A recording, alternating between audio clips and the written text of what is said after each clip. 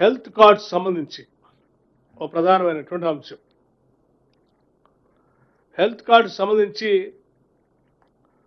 వారు ప్రత్యేకంగా ఉద్యోగస్తులతో కానీ నాతో కానీ మాట్లాడినప్పుడు ప్రతి ఉద్యోగి 500 రూపాయల లెక్క కాంట్రిబ్యూట్ చేస్తూ సంవత్సరానికి వారు పోగేసినటువంటి అమౌంట్కి సమానంగా ఈక్వలెంట్ అమౌంట్ని రాష్ట్ర ప్రభుత్వం నుంచి కూడా కాంట్రిబ్యూట్ చేసి దాన్ని ఒక ట్రస్ట్ రూపేణా ఏర్పాటు చేసి ఆ ట్రస్ట్కి సంబంధించి రాష్ట్ర ప్రభుత్వ ప్రధాన కార్యదర్శి స్థాయితో ట్రస్ట్ చైర్మన్గా, అధికారులకు సంబంధించి కొద్దిమంది,